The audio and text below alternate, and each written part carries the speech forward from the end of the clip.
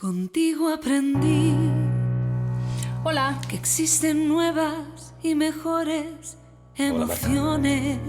Tranquilos, lo de la hipoteca está en marcha.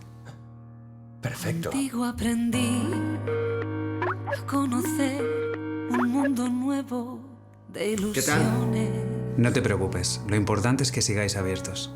Genial. Hola. Contigo aprendí ¿De verdad? Por supuesto. a ver la luz del otro lado Todo está en curso. de la luna. ¿Qué tal? Contigo aprendí Es buena idea. Mañana mismo lo tu tienes. presencia no la cambio. Lo hemos conseguido. por una. ¡Qué bien! Contigo aprendí. En CaixaBank, más de 25.000 personas estamos contigo para que recuperes tu vida cuanto antes. CaixaBank. Escuchar, hablar, hacer. Muy buenas tardes a todos y a todas y bienvenidos a una nueva CaixaBank Talks Live. Un jueves más, gracias a todos nuestros seguidores por acompañarnos en estas talks. Veo que hoy sois muchos. Como algunos ya conocéis, las CaixaBank Talks son un ciclo de charlas abiertas a todo el mundo, donde vais a encontrar a los expertos en los temas que más os interesan. Además, recordad que en estas talks no solo queremos hablar, queremos que participéis, queremos dialogar con vosotros. Por eso, desde ahora mismo y hasta el final de la entrevista, podéis hacer llegar las preguntas que queráis para que nuestro invitado de hoy pueda responderlas después. Intentaremos responderlas todas, a ver si llegamos. Hoy nos acompaña alguien muy especial, Iñaki Gabilondo, una de las voces más destacadas del periodismo español. Muy buenas tardes y bienvenido, Iñaki. Hola Marcos, un saludo a todos, buenas tardes. Muy buenas tardes, ¿cómo estás? La primera pregunta, ¿cómo estás llevando el confinamiento? Hombre, yo estoy muy bien, estoy bien y estoy sintiéndome muy privilegiado, quiero decir, dentro del drama formidable que estamos viviendo, pues yo soy un hombre felizmente casado y vivo en una casa espaciosa. Quiero decir que el confinamiento es para mí una situación muy soportable y, por tanto, tengo que expresar, para empezar, mi condición de privilegiado y agradecido. Porque cuando me imagino a la gente que está viviendo con quien no quiere o incluso con quien teme, ¿eh? Y en una casa, a lo mejor en condiciones pues, muy apuradas, en espacios muy reducidos, con apuros brutales de todo tipo, en fin, me siento un privilegiado. Pregunta, ¿cómo estás? Respuesta, muy bien. Qué bien, nos alegramos un montón de que estés con nosotros esta tarde para compartir un ratito con nuestros espectadores. Yo te quería preguntar, para empezar, ¿qué estás aprendiendo en este confinamiento? Bueno, algunos dicen que lo que se aprende sobre todo es a jerarquizar los valores de otra manera, ordenar tus valores de otra manera, dar más importancia a lo que tiene importancia, ¿no? Yo he de decir que a estos efectos, no sé si porque ya soy muy mayor, tenía bastante claras algunas cosas, ¿no? Yo estoy muy de acuerdo con aquel, creo que es un surcoreano, que dice esa frase maravillosa que dice: las cosas más importantes de la vida no son cosas. Yo hace mucho que sé que las cosas más importantes de la vida no son cosas. Es probable que esta haya sido una deducción que algunas personas hayan podido extraer, sería bueno. Hombre, yo he aprendido luego pues que teníamos en nuestro país pues fragilidades y carencias muy notables. Algunas las conocíamos y otras no. Creíamos que teníamos la mejor sanidad del mundo y hemos descubierto que tenemos una sanidad llena de valores, extraordinariamente llena de valores, pero con carencias notables.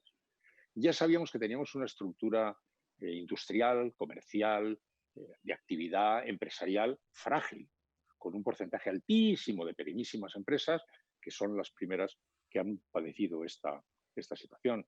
Por tanto, hemos descubierto fragilidades que no teníamos. Hemos descubierto también virtudes que creíamos que estaban perdidas. De pronto, el sentimiento de lo comunitario, de lo común, que creíamos perdido en esta sociedad que vive, en fin, a lo loco, esta jungla, de pronto nos apareció.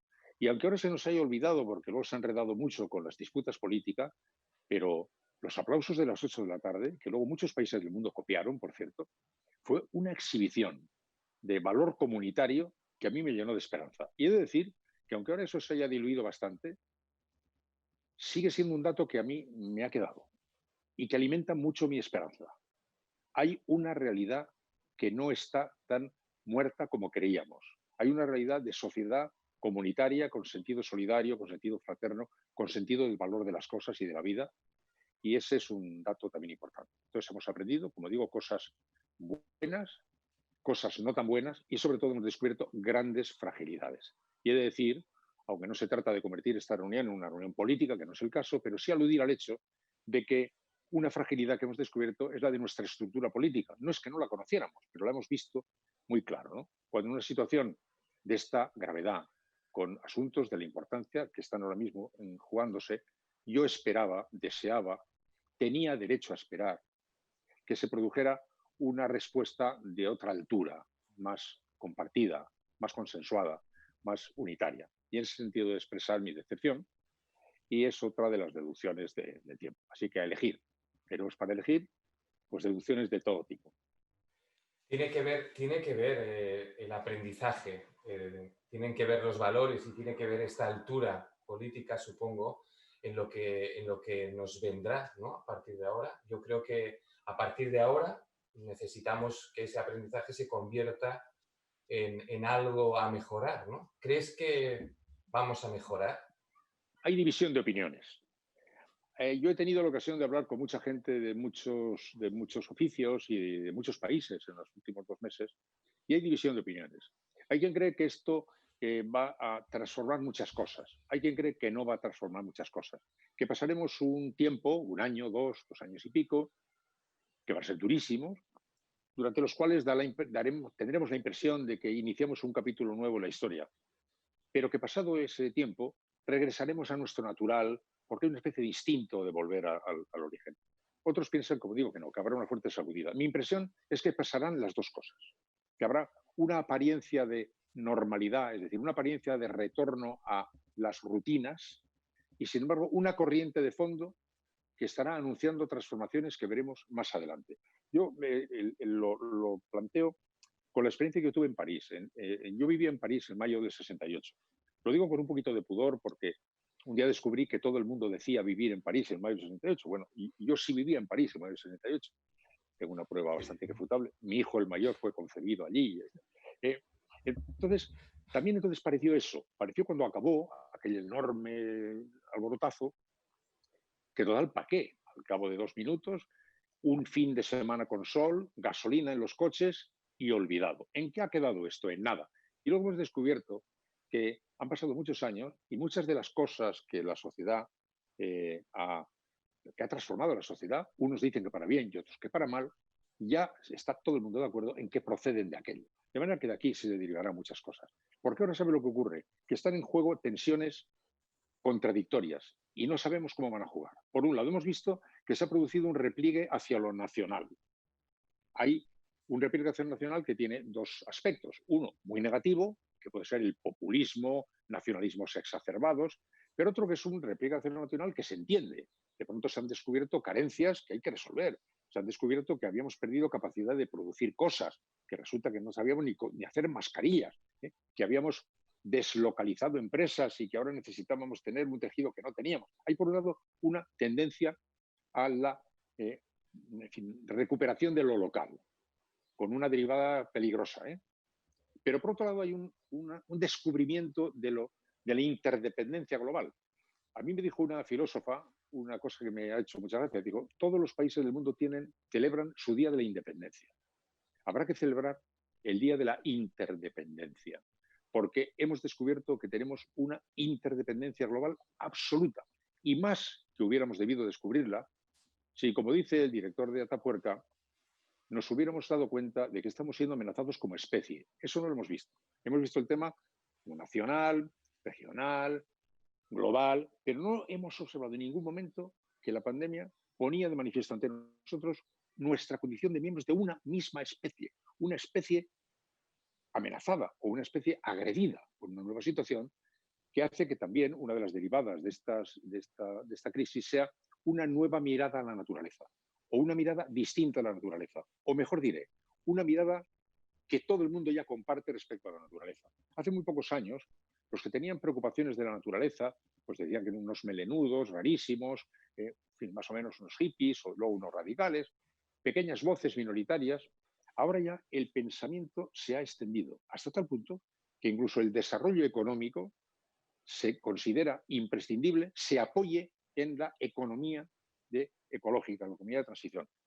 Un mes antes de que comenzara la pandemia, en la cumbre de Davos, donde se reúnen los máximos jerarcas de los negocios y de las finanzas, allí se dijo que el progreso económico futuro solo podría asegurar crecimientos estables si se hacía con una nueva mirada respecto a nuestra relación con la naturaleza, que hemos descubierto que teníamos también deteriorada, equivocada nuestra relación con la naturaleza.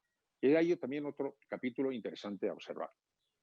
En el capítulo de la interdependencia, pues lo vemos muy bien. Al tiempo que estamos recuperando una especie de obsesión por lo local y por lo nacional y por recuperar, recolocar, claro, queremos recuperar las industrias que deslocalizamos, pero no queremos que otros países recuperen las industrias que deslocalizaron en nuestro país. Es un juego muy interesante, pero al tiempo hemos descubierto la interdependencia. Ahora mismo sabemos nosotros que si no estamos unidos no tenemos nada que hacer. Y aunque decir esto en España es raro, porque enseguida se monta un gran follón, entendemos muy bien cuando miramos a Europa. Si Europa no pone sus manos sobre la crisis esta, no podemos salir adelante. Un dato de la interdependencia. Tenemos buenas noticias porque Europa, después de tantos titubeos, parece que ha colocado la brújula en dirección correcta y tenemos motivos para esperar que esta es una crisis que podrá salir bastante mejor de lo que hubiera salido, porque va a haber una nueva mirada de Europa respecto al tema. Pero hemos descubierto, los que creían que Europa era una cosita que estaba allí para aburrirnos y para darnos la tabarra, ahora resulta que Europa no es solo eso, es mucho más. Hemos descubierto también la interdependencia. Y lo hemos descubierto también con preocupación para mal, cuando vemos que las tensiones entre Rusia y Estados Unidos no son una cosita que pasa allí en un sitio lejano, sino que rebota profundamente en nuestra vida. La teoría de la interdependencia la aprendimos en la crisis del 2008, cuando resulta que porque unos trabajadores de Arkansas no pudieron pagar su hipoteca, pues se produjo un calambrazo mundial que provocó la ruina de mucha gente y millones de parados. Así que tenemos por un lado la convicción de lo global y por otro lado la tendencia a una especie de recuperación de corte local. Plegarnos y replegarnos. Cómo vaya a jugarse este juego del pliegue y del repliegue es capital, porque van a jugarse también muchas cosas que no podemos saber. Yo estuve haciendo 4 años unos programas en el mundo entero, entrevistando a los científicos más importantes del mundo, en China, en Japón, en las universidades americanas, en todos los sitios, para buscar una respuesta a la pregunta de ¿qué va a ser el futuro? El programa se titulaba Cuando yo no esté. Y resulta que volví descubriendo que había llevado la pregunta equivocada, que la pregunta no es qué va a pasar, la pregunta es qué vamos a hacer, porque lo que va a pasar es lo que vayamos a hacer. Y todo esto que digo ahora de la corriente nacional o global es algo que está sobre la mesa, que yo no sé cómo va a resolver la sociedad, que la sociedad tendrá que ver cómo gestiona esta historia, y de cómo gestiona esta historia va a depender mucho. La tecnología la consideramos la madre de todas las cosas, pero la tecnología ya está. El presidente de Telefónica, Payete, me dijo a mí con mucha claridad, no habléis ya más de tecnología. La tecnología está, ya está, va a seguir evolucionando, pero ya está. Ahora la respuesta la tienen las ciencias sociales, la tiene el uso que la sociedad haga de las nuevas realidades científicas de la TAC. Entonces, la conclusión fundamental a la que yo he llegado, Marcos, la primera, es que la sociedad debería llegar a una especie de pacto, para empezar, de que un Estado solo puede considerarse como tal si tiene un fuerte colchón, unos cimientos sociales sólidos. Al margen de que se sea de izquierdas o de derechas, se sea liberal o sea socialdemócrata, que todos ya han entendido que sin una sanidad potente, sin unos servicios sociales potentes, sin una investigación potente, sin una educación potente, un Estado no es un Estado. Luego empezamos a discutir, pero como si esto fuera ya una especie de deducción preideológica. Pongámonos de acuerdo en esto. En esto ya no podemos discutir. No regateemos en elementos que ya hemos descubierto que son fundamentales. Aprendamos esta lección. Iniciemos la disputa a partir del segundo piso, pero en el primer piso sepamos que esto es así y que no puede ser de otra manera.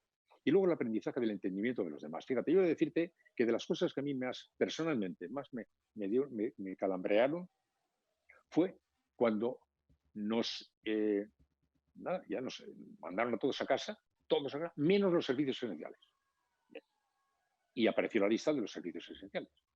Y resulta ahí te calambreaste. Sí, porque los servicios esenciales incluían a los sanitarios, a los barrenderos, y a los recogedores de basuras, y a los que estaban reponiendo las cosas en el supermercado. Y de repente peluqueros. Entonces decía, vamos a ver, las cosas que la sociedad tiene jerarquizadas de una manera, no debería revisarlas un poco, no debería colocarlas en un sitio con una mirada diferente una vez que se nos ha contado que son esenciales esos servicios que para nosotros siempre suelen estar los últimos de la fila o en la última fila de la última fila. Por tanto, eso va a ser ahí. Como luego digo, van a ser las sociedades con sus actitudes, con lo que hagan o con lo que no hagan, los que vayan a determinar hacia dónde iremos. Solo podemos decir ahora, Marcos, que están colocados sobre la mesa estas señales que yo digo ahora, como el caso más claro, el del teletrabajo.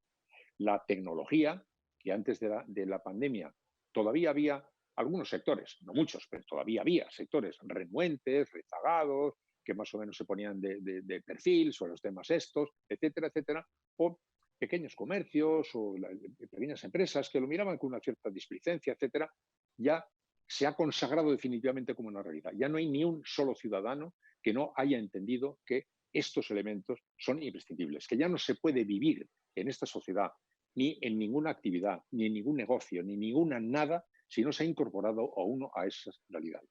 ¿Pero en qué dosis? Ejemplo, el teletrabajo.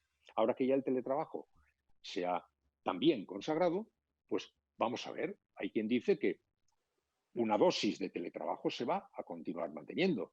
Eso va a alterar muchas cosas, desde los espacios que las empresas van a necesitar para sus empleados, dado que a lo mejor va a haber menos empleados. Es decir, hay una gran cantidad de elementos que ya han aparecido claramente en sociedad, pero que no se puede en este momento saber qué tipo de evolución van a tener, porque van a depender de las decisiones morales, jurídicas, éticas, políticas que las sociedades tomen al respecto. Como los hábitos de consumo, también los hábitos de consumo, pues no lo sabemos. Los grandes establecimientos comerciales, etcétera, las grandes tiendas, que en muchos casos ahora parecen ser o parecen ir a ser más bien los gigantescos escaparates donde ver lo que uno quiere comprar para comprarlo luego a través de las nuevas tecnologías. En resumen, te diría que esta pandemia ha venido a acentuar cosas que ya existían y que ahora nos han quedado palmarias y claras. Las referidas, la metáfora perfecta es Internet. Tú en Internet puedes encontrar desde el último tesoro del gótico flamígero y la fórmula de hacer una ametralladora en tu casa. La opción está abierta. Todo se ha abierto. Y con la pandemia se ha puesto de manifiesto también. Lo local versus lo nacional versus lo global. Y que no debería ser versus, sino eslabonado.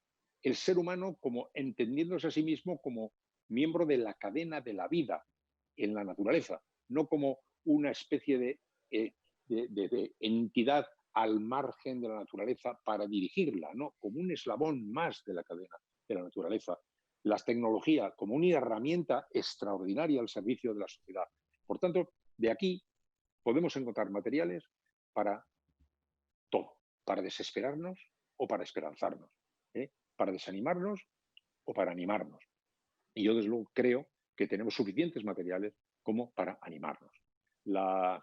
Voy a terminar, si te parece, esta intervención, porque no sé si hemos cumplido ya el tiempo que me habías encomendado. Te queda un poquito y te quiero preguntar una cosita más, pero acaba. Sí, no, que decía que no, es que yo podría seguir 10 horas, pero que decía que no, pero me gustaría terminar con esta reflexión que hace mucho que la hago. Veo que la hace mucha gente también, pero yo, de luego, la deduje de esos viajes que hice por ahí, por el mundo, hablando con tantos científicos, ¿no? Cuando me enseñaron me devolvieron la pregunta, cuando decía entonces que iba a lo mejor ante un genetista que me explicaba las proezas que la genética estaba ya en condiciones de hacer, y yo le preguntaba entonces, ¿qué va a pasar? Y me devolvía la pregunta, ¿qué va a pasar? Yo no sé qué va a pasar. Yo sé que va a poder pasar. Lo que la sociedad haga con eso no es de mi incumbencia. Y cada uno de los científicos, lo mismo de física cuántica que de astrofísica, todos me devolvían la pregunta. Entonces, volví con algo que ya se ha convertido en una especie de convicción que yo tengo y que transmito, y que la transmito para mí como una señal esperanzadora. Lo digo sinceramente. El paisaje ofrece de todo. Y tenemos todos la impresión de que todo está, en cierto sentido, predeterminado. Es más, en reuniones como esta, parece que nos reunimos con la esperanza de que alguien nos diga qué va a pasar. Y entonces yo soy el que devuelve y dice, lo siento, señores, no les puedo decir qué va a pasar, porque lo que va a pasar depende de lo que hagamos. y no sé qué vamos a hacer. Y sobre todo a la gente más joven, ¿no? A la que le dicen no tenéis futuro, efectivamente se le ha encajonado de una manera verdaderamente ignominiosa, hipotecando gran parte de su camino. Pero no vale la pregunta de cegar el camino, ¿no? Porque no sé qué van a hacer. No sé si van a inventar nuevos paradigmas.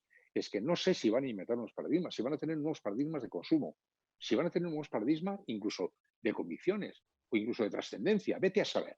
Yo no sé qué paradigmas van a actuar o si van a regresar con naturalidad a los territorios anteriores. Por tanto, no sé. Pero digo que me gustaría sí concluir con lo que suelo decir, ¿no? Lo que está pasando, está pasando. Y lo que viene detrás de lo que está pasando, no sé cómo es. Porque el futuro no está escrito. Y el futuro lo escriben los seres humanos, ¿no? Con lo que hacen, con lo que no hacen y con lo que permiten que se haga. Esta es me gusta terminar así porque lo creo sinceramente, y porque me parece que además es un mensaje que transmite compromiso y esperanza. Es decir, no sé qué va a pasar, pero no te quedes sentado esperando a ver qué va a pasar, porque tienes que ponerte de pie ipso facto, a ponerte a andar para que pase. Y ahí la gran y famosa frase de Séneca, que es maravillosa, ¿no? Cuando dice, no hay vientos favorables para el que no sabe a dónde quiere ir. La espera de a ver si vienen los vientos favorables. Perdona, primero dime a dónde quieres ir para que sepamos si este viento es favorable o no es favorable. La posición estática de espera no vale. Hay que colocarse en posición de objetivos y de proyectos y de acción. Eso nos permitirá identificar los vientos favorables. Pero en todo caso, no dejarse abatir por el fatalismo de que esto está en cierto sentido escrito. No está escrito. Tenemos que permitir que las cosas sucedan. Yo no sé, mi última pregunta era, no sé si tenemos a los pastores que puedan hacer que las cosas pasen o que nos puedan ayudar. Es una pregunta un poco difícil porque yo creo que deberían ayudar a que las cosas pasaran bien, ¿no? Sí, yo estoy en ese sentido un poco enfadado, porque yo respeto profundamente a la política, considero que es imprescindible, creo que es una actividad, es la herramienta fundamental que tenemos para transformar la sociedad. No estoy dispuesto a que se rechace la política ni se rechace a los políticos sistemáticamente, pero sí hay que denunciar, señalar la ceguera con la que libran batallas partidistas, olvidando que tienen unas tareas de otra envergadura en la cual yo creo que están ahora mismo distraídos. Yo sinceramente lo veo así y lo veo con bastante claridad. La política partidista no nos va a llevar por muy buen sitio, aunque esté servida por gente de mucha valía, y sería necesario que se colocaran en posición de futuro, ¿no? Si te parece, Iñaki, lo que les enviamos es un ánimo para que miren de otra forma, que miren globalmente todo y que sean capaces de apoyar y de apostar y de saber lo que tienen que hacer. Tenemos un montón de preguntas de nuestros seguidores. Vamos con ellas. Yo creo que podríamos estar horas y horas. Gracias por todas tus reflexiones sobre en qué momento estamos. Me encanta lo de que no nos hayas dicho exactamente lo que va a pasar, porque realmente, como dices tú, el futuro está por escribir y no lo sabemos nadie. Vamos a ver con la primera. Siempre le doy valor a la primera pregunta, si te parece, Iñaki. Y mira, un Ignacio pregunta. Buenas tardes, Iñaki. Con la pandemia del COVID-19, ¿qué opinión tienes de la prensa? Hay demasiada prensa, tenemos demasiada información, la prensa ha madurado. Madre mía, primera pregunta. Hola, Ignacio. Bueno, ¿sabe lo que pasa? Que la prensa es una palabra que engloba a 1.000 millones de actividades. Incluso diría que ahora se llama periodismo a muchas cosas que no hacen exactamente lo mismo. Por tanto, es un término polisémico. Hay de todo, como sabes perfectamente. Hay de todo. Y también te diría que en general, como gremio, pues está también viviendo una extraordinaria transformación. Está colocada en el centro de un gran terremoto antes de que llegara la pandemia. Está habiendo una gran crisis, las estructuras periodísticas tradicionales están temblando, están surgiendo muchas otras cosas, están todos en pleno proceso de transformación. Y por tanto me resulta muy difícil, no es que no quiera responderte, sino me resulta muy difícil resumir una respuesta porque estamos viviendo, como digo, una gran transformación. Y en esa transformación hay una gigantesca agitación y gran cambio. Hay de todo. Hay muchas cosas de la prensa que no solo no me gustan nada, sino que me parece que son muy peligrosas, ¿eh? Hay luego esfuerzos muy notables de intentar trabajar lo mejor posible. Y luego hay una inmensa multitud de pequeñas iniciativas periodísticas que están brotando aquí y allá en todo el mundo, y que no las vemos, porque nosotros decimos prensa y nos parece que estamos hablando solamente del país, del mundo, de La Vanguardia, del periódico, la ABC, de La Razón. No, hay millones de otras realidades periodísticas que están ahora mismo moviéndose en el mundo, ¿no? El gran periodismo tradicional, el periodismo que ha estructurado empresarialmente este oficio desde siempre, está viviendo una fuerte transformación. Y le ha pillado esta pandemia en el medio de una fortísima transformación, que ninguno sabe, ni ellos, ni yo, ni nadie, si van a salir a flote, si no van a salir a flote, cómo van a salir después de salir, y en ese contexto también pues están viviendo esta situación. Como la política ha polarizado tanto las cosas, la prensa también ha entrado en esa polarización y a mí eso me parece fatal. Porque sí he de decir que yo no creo que haya una sociedad enrabietada que la prensa y la política reflejan, sino que creo que hay una política enrabietada que la prensa recoge y que cae enrabietando a la sociedad. Creo que el ciclo es inverso. Vamos con la siguiente pregunta, que además a mí me toca bastante y me gusta que te la hagan. A ver qué opinas. Nos dice María Rubio: ¿por qué cree usted que se está hablando tan poco de educación? El gobierno no parece muy preocupado por qué ocurrirá en colegios, escuelas, universidades el siguiente curso, pero tampoco la oposición está usando este tema como caballo de batalla. ¿Es más importante abrir bares que colegios? ¿Es más importante abrir bares que colegios?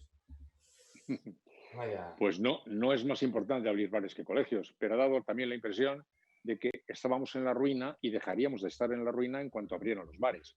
En el fondo, la educación, como le ha pasado a la ciencia, son hermanos, son vecinos. La educación, la ciencia, la investigación, son todos, en fin, viven en el mismo descansillo, ¿no? Pues están muy apartadas del foco de la realidad. Yo, de los viajes que hice hablando con tantos científicos, vine muy convencido de que era un pecado mortal el que estamos cometiendo en este país al no prestar la atención a la ciencia y a la educación, la atención que se merece. Hace muchos años que eso no está funcionando como es debido. Diríamos que el proceso democrático español ha hecho muchas cosas formidables, pero en eso ha fallado.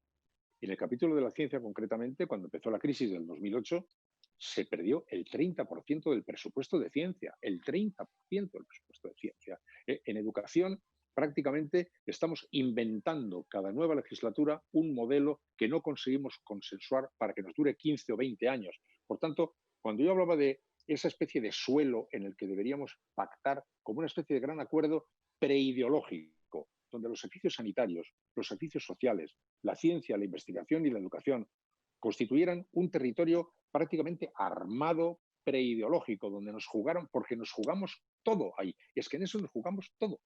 En eso nos jugamos todo.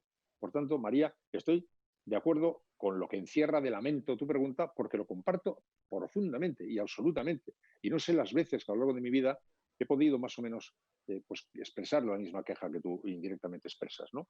La educación parece que no hay forma de que se encauce de una forma relativamente estable para 15 o 20 años, aunque haya elementos de discrepancia, con un núcleo duro que sea compartido por todos. No hay manera de hacerlo.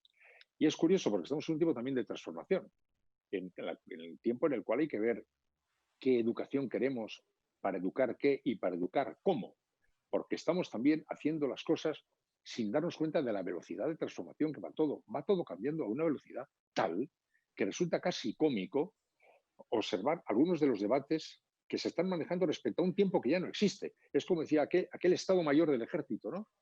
Que preparaba el ejército para la última batalla que hubo, no para la siguiente que habría, ¿no? Y estamos igual, estamos preparándonos para la educación que ya no volverá a ser, para la sociedad que ya no volverá a ser. Y ahí es donde yo le reprocho básicamente a la política este reproche. Repito, el reproche: estáis tan encelados en vuestra disputa, que yo entiendo y respeto, pero estáis tan encelados en vuestra disputa que no os estáis dando cuenta que los temas sobre los que estáis hablando o se están empezando ya a superar por desbordamiento y por aceleración. Estamos en un sitio distinto. Por tanto, claro está que no está el foco colocado en el sitio, creo que no, y no está en el sitio desde hace mucho tiempo. Cuánta razón tienes, porque además lo vivo en primera persona, tengo un hijo escolarizado y es tremendo, pero ya lo hablaremos en otra ocasión. Nos preguntan, a ver, te van a poner en algún brete, pero bueno, vamos allá.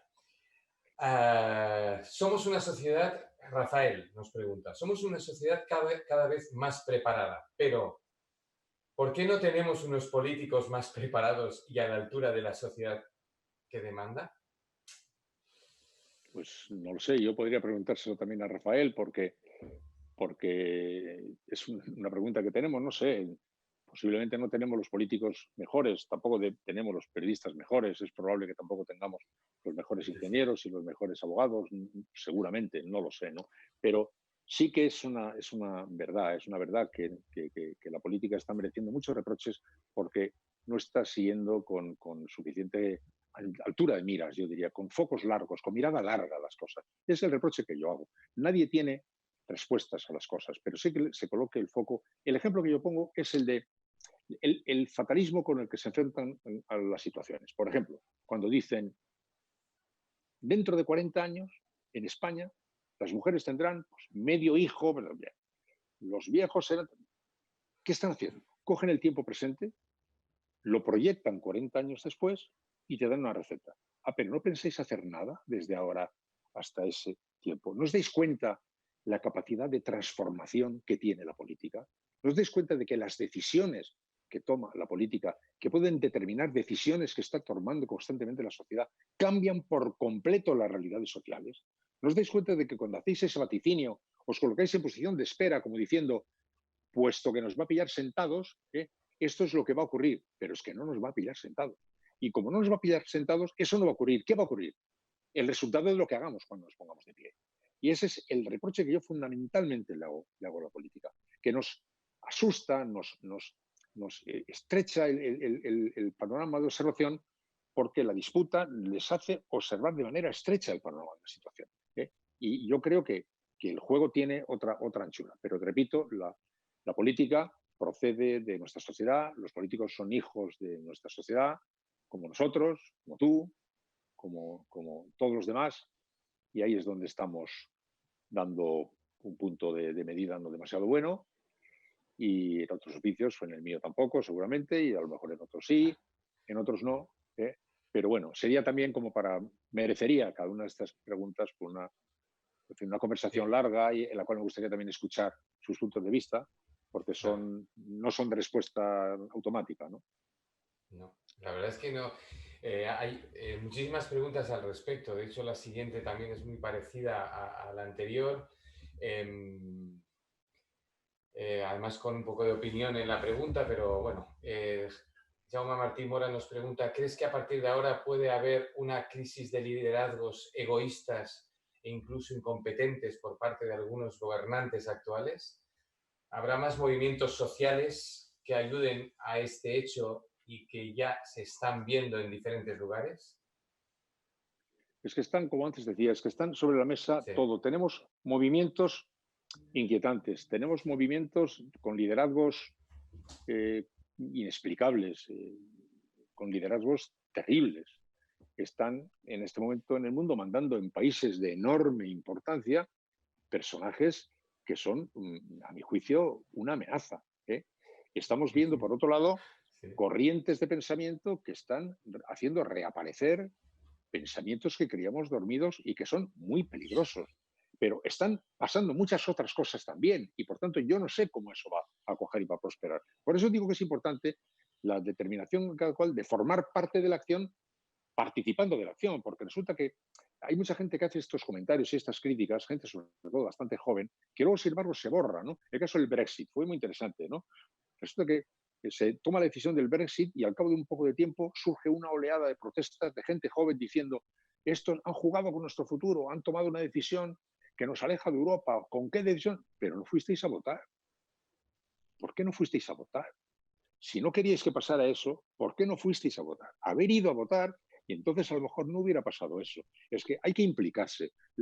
Es incompatible esta actitud respetabilísima, crítica, de insatisfacción, con una cierta pasividad en la participación en la acción colectiva. No se puede vivir en pasividad la acción colectiva, hay que participar en la acción colectiva, porque si no, la acción colectiva la desarrollan otros y los otros la desarrollan y luego no te gusta, ¿no? Hay que participar, ¿no? Pero efectivamente, como he dicho desde el principio y es lo que estoy permanentemente viendo, están en juego todo, como en la metáfora que decía de Internet, desde los libros de la Biblioteca de Alejandría hasta hacerte, ¿no?, una granada de mano en tu casa, como está todo sobre la mesa, pues es muy difícil hacer ningún vaticinio, pero sí es importante hacer ese tipo de reflexión. Está todo sobre la mesa. Tienes que saber elegir. Mira, cuando mi hijo, que ahora es un hombre mayor, pero cuando era un chico de 14 o 15 años, el primer día que fuimos a un hotel, en el buffet del desayuno de un hotel, se puso enfermo. Porque se quería, allí estaba todo, empezó a comer pasteles, huevos, había 700 cosas de todo tipo puestas allí, y se puso enfermo. Y le dije, acabas de aprender una de las lecciones de la vida. Esto no está para que se coma todo, esto es para que elijas. Tienes que aprender a elegir. Cuando era un chico joven y empezó la televisión, había un canal o dos, luego hay 200. No es para que veas un poquito de cada uno, una especie de zapping en hipo, como una especie de para llevarte a la cama una papilla alborotada. Es para que elijas. Saber elegir, tomar decisiones al elegir, es el juego de las sociedades en las que estamos viviendo ahora, tan complejas, tan heterogéneas, tan contradictorias, donde está todo y lo contrario. Por tanto, los vaticinios van a estar en juego. ¿Va a prosperar el pensamiento político que en este momento definen figuras como Donald Trump o como Bolsonaro o no? Pues eso va a depender de cosas, entre otras, de cómo voten una serie de señores, ¿no? ¿Qué tipo de situaciones vamos a encontrar aquí en nuestro país? Y en cada uno de los problemas que tenemos en este país. Pues no lo sé, porque va a depender de cómo se ven las cosas. Yo lo que sí puedo decir, ahí sí con rotundidad, es que la gravedad de la situación que nos pone sobre la mesa el coronavirus, con una crisis económica que va a ser muy fuerte, que va a provocar un gran paro, me decepciona de verdad que no haya generado un gran acuerdo. Cuando yo era un hombre joven, pero ya era director de Hora 25, director informativo de la SER y de la tele, cuando se firmaron los pactos de la Moncloa, que no es para volver a los pactos de la Moncloa, es para recordar que hubo una vez, y yo lo vi, en la que un problema que parecía desbordar a todos se resolvió porque todos se pusieron de acuerdo para presentar. Y cuando la imagen de todos los líderes políticos y todos los líderes sindicales y todos los líderes empresariales juntos en la tele diciendo que hemos llegado a un acuerdo, tú no sabes el efecto que produce eso. Antes de saber ni siquiera qué han acordado, produce un efecto extraordinario. Y a eso es lo que yo quiero referir, ¿no? Que sí, aceptando naturalmente la pugna democrática que debe vivir y existir con la crítica que sea, pero como no se pongan de acuerdo en una emergencia de esta naturaleza, pues yo me siento mal. Y ahí sí puedo ser más claro. Creo que hubieran debido consensuar una serie de posiciones claras de reconstrucción social y económica y tal. Pues si no vamos a pasar tensiones muy serias. Pero por lo demás, pues yo no puedo vaticinar qué le va a ocurrir a nadie cuando vivimos en sociedades cuyo rumbo lo determina la voluntad de las personas. No sé cuál es la voluntad de las personas. Iñaki, te voy a preguntar sobre alguien que seguro que te han preguntado muchas veces y que hay bastantes preguntas.